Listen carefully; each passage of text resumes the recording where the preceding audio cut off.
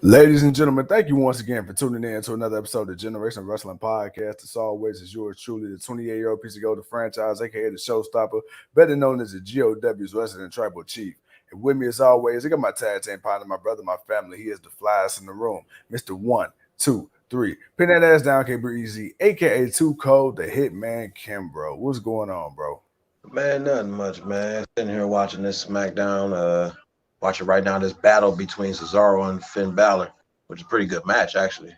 Other than that, man, just chilling, man. Getting ready for this Rampage, actually.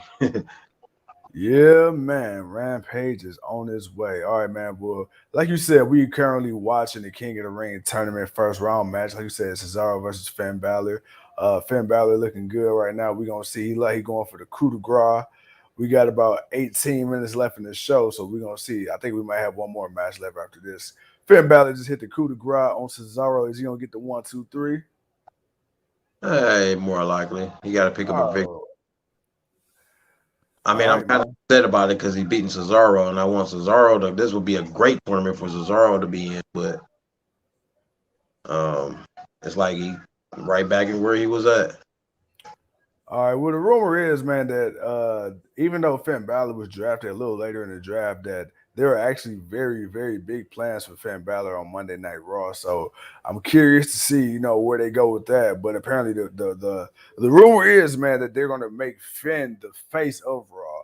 Especially with them losing a huge addition in like Drew McIntyre and things of that nature. So we'll see how far they go and how true that is. But for the time being, Finn Balor just picked up the victory over Cesaro. But there was a couple of victories that happened earlier on the women's side that the whole internet wrestling community is pissed about. We're gonna talk about that. But man, before we talk about that, we gotta talk about what happened at the beginning of the show. So we started the show. We had Belair, Becky Lynch, and of course Sasha Banks. Nobody had the entrances as everybody, of course, came out before the show started. You got Becky on the ramp. You got Belair in the ring. You got Sasha standing on top of the table for whatever reason. We had a little back and forth, and that was pretty much it. It ended with all three women getting into a brawl. Eventually, Belair will put Lynch through a table via KOD. Tuco, man. All On right, so we're top gonna of get this it, on top of Banks. We're gonna get this match at Saudi Arabia. Um, I'm gonna tell you this. I usually don't care about the Saudi Arabia shows. However, this card is somewhat stacking up to look pretty interesting, man. This match here, do you see this being just a regular match of Becky retaining, or can we possibly see a title change?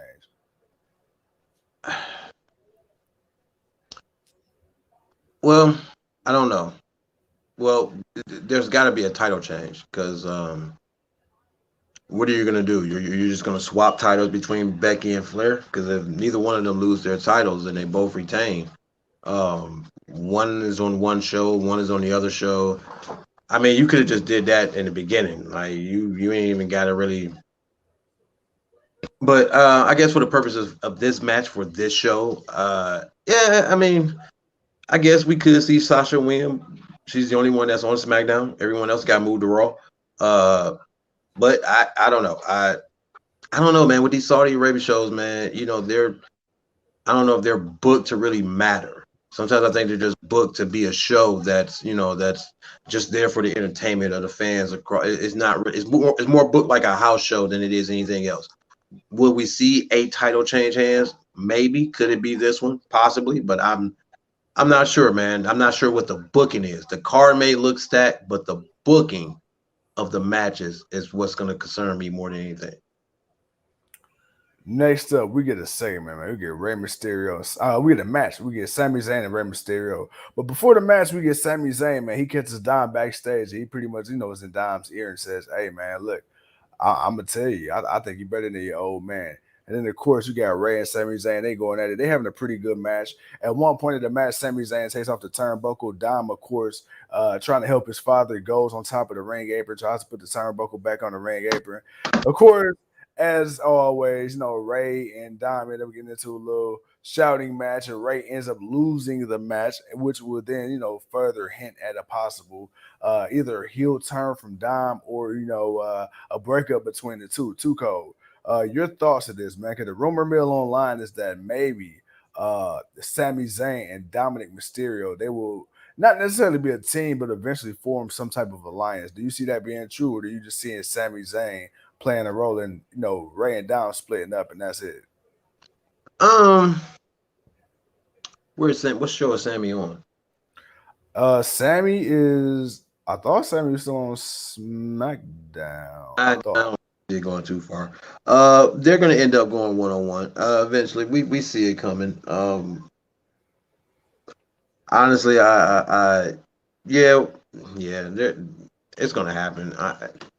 How excited I am to see it? Not really a whole lot of excitement, but it's gonna happen. That's just kind of where I'm at with it.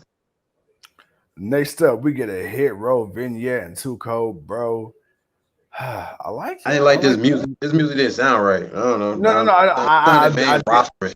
Yeah, I didn't like the music, so I'm hoping that was just like some, vignette little background shit that they added. I hope that's not gonna be Hit Row's actual new theme, instrumental or whatever the fuck.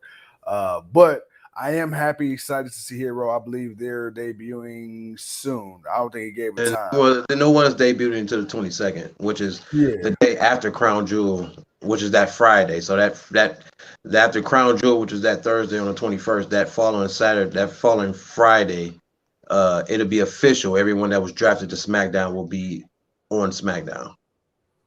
Then after this, man, of course, like you said, man, the new rosters take place in 2 weeks. That's SmackDown after that Crown Jewel. Then we get a promo. Well, not even a promo. Actually, we get a segment. We get a Seth Rollins and Edge recap, and then we would get Seth Rollins in an interview saying, he went to Edge's house to get an answer, which he still hasn't gotten. And then he's talking to Kayla. He's like, you know what, man? Why am I talking to you? Let me actually go talk to somebody that's got some clout that can actually do something. So that's exactly what Seth did. Then we get one of two disappointing matches, man. Everybody and their mama was pissed off. I know how I felt about it, and I'm pretty sure you felt a similar way.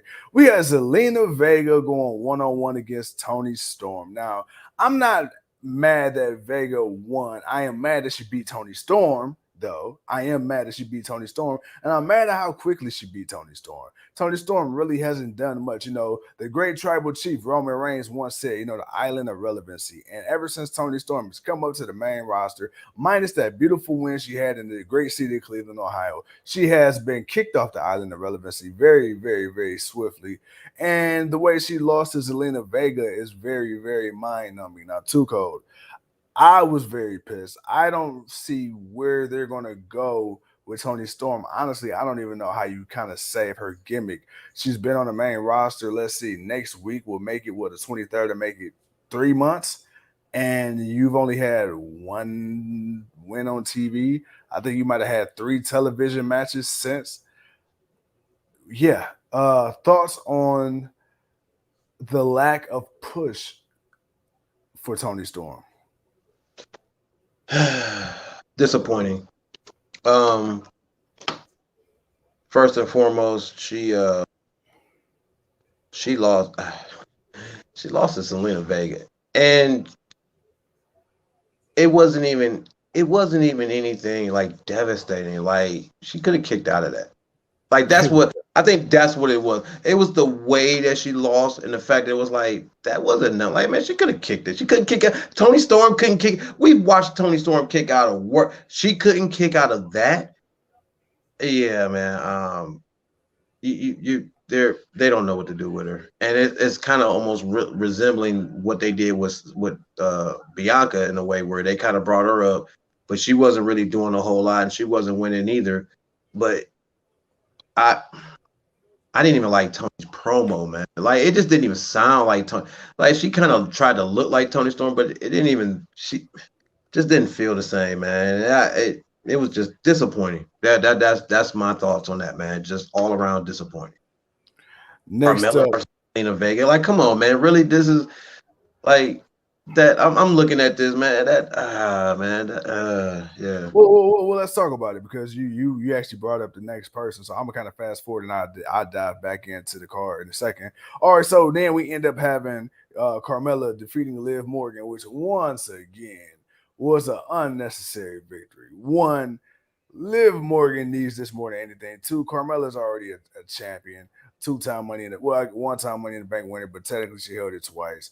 I mean, Carmella, and let's be honest, nobody wants to see Carmella being queen of the ring or hold the title, much less. I respect what she's done so far, but that's about as far as that goes.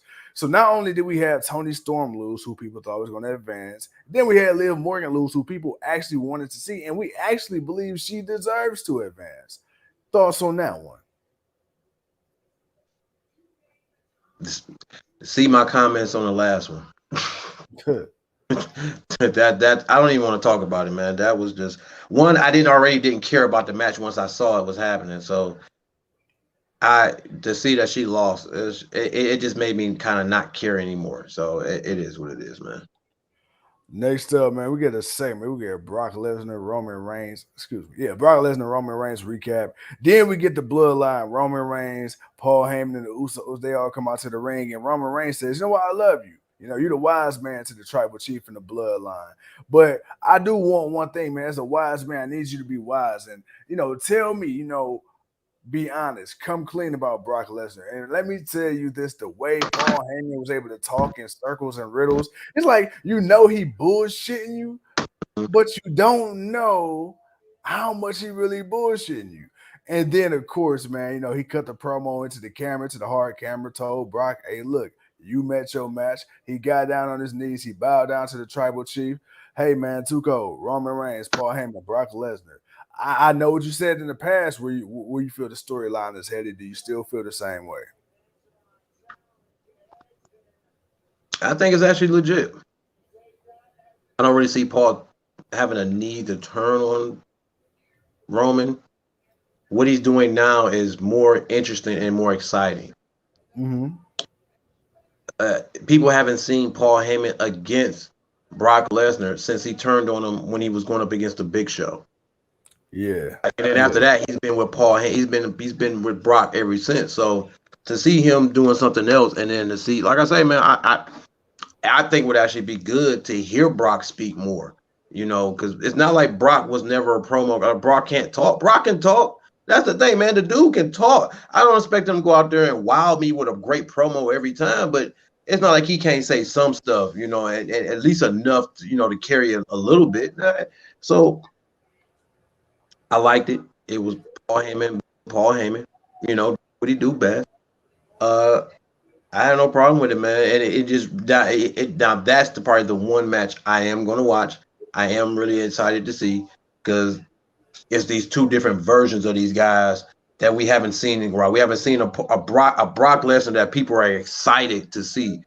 Roman Reigns, people are finally hate, but are still cheering because it's like the best thing he's been doing. So it's like, all right, now to see these two go at it, and one guy's not being favored over the other because people just really don't look at him as the way WWE was trying to push him before. So now we got it. You know, it's the same thing, but it's a little fresher because they're on a polar opposite sides of where they were when they previous fought. So yeah, man, I know I had no problem with that. Up to that point, that was probably the best part of the show, actually. Except for the beginning. The beginning of the show was cool, and then everything all the way up to that point was kind of like whatever, and then it was that. Next up, we get a Mace interview. Not gonna talk about that. Then we get a Happy Corbin segment. Not gonna talk about that. Then we get Sonya Deville, Naomi, and Adam Pearce. And of course, you know, Naomi, she comes in. She said, hey, look, man, I want to talk to you. Why have I not been put in the Queen of the Ring tournament? Sonya Deville tells her straight up, you don't deserve it. You're not worthy of it. And Naomi goes to list off her credentials. And then, you know, Naomi says, hey, Adam, you know, can you just go ahead and trade me to Raw? And then, you know, Sonya Deville says, no, I'm not done with you. Next week is going to be me and you. Too cold. We're going to come back to this in a second. So we had Seth Rollins. He, you know, talking shit. He laid out a challenge to Edge. Edge came up, pulled up in a black SUV. He's out in the ring. He's beating the holy hell out of yours truly, the Friday Night Savior, the Messiah, Mr. Burn It Down himself, Seth Rollins. Hey, man, what kind of match are we going to see from these two? I mean, I don't know what else to see from them. I mean, the match they should have had to pay-per-view passed. Man, whatever it is, I expect it to be a good match. Pat McAfee he just don't know which way to go. Now let me ask you this: How you gonna take Pat McAfee's headset? Damn it! Y'all weren't supposed to take Pat. Y'all was supposed to take Michael Cole's headset so we can hear Pat McAfee. But look, let me ask you this question because I know you said you was kind of getting tired of seeing the desperate edge, but this one right here, are you still feeling that way, man? Oh no, this ain't desperate edge. This ain't desperate edge. This is an edge that's this edge ain't the edge that was fighting Roman. This edge is this dude has been pushed because of what Seth did, and that's all that is. All right, so we got Seth Rollins retreating to the back. We got Edge about to get on the mic. Let's see what Edge about to say. About to say, man, he accept the match. Look, whatever the match is. Shit. Unless it's gonna be at shit. Unless it's gonna be at what's her name? Hold on, you about to hear it. All right, I'm really excited. I'm watching this Saudi Arabia show now. I'm watching it. it. And you got what you wanted. You got what you want, Seth. Okay. All right, so at Saudi Arabia, we got Edge, Rated R Superstar, going up against the God of Drip himself, Seth Rollins, in the Hell in a Cell. We're gonna hope they don't fiend this match. They better not. One, there's a possibility they could, but I don't think either one of these men are gonna go for it. If they're gonna do this match, they're gonna do this match.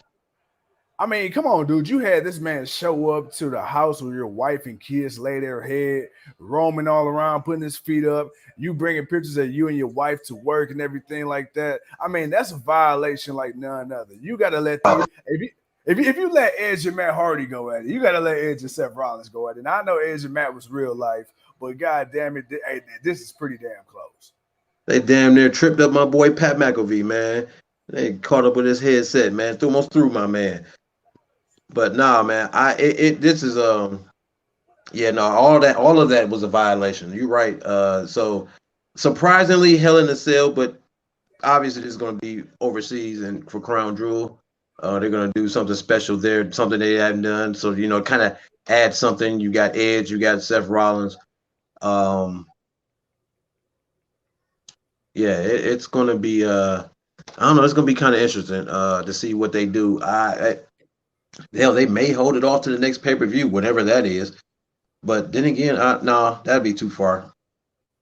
And I can't see USA being happy that Fox is doing another Hell in a Cell, and the match would probably be better than the one that they got. So yeah, it'll be at Crown Jewel. It makes sense. You got a couple of weeks out. That's probably the next big thing you got going on. So that makes sense. Daniel says, "Rest in peace, Tony Storm." Yeah, that's how I feel. And you ain't lying, man. Keep talking. All right, and then next up, man, so the last match of the night, we get Finn Balor versus Cesaro.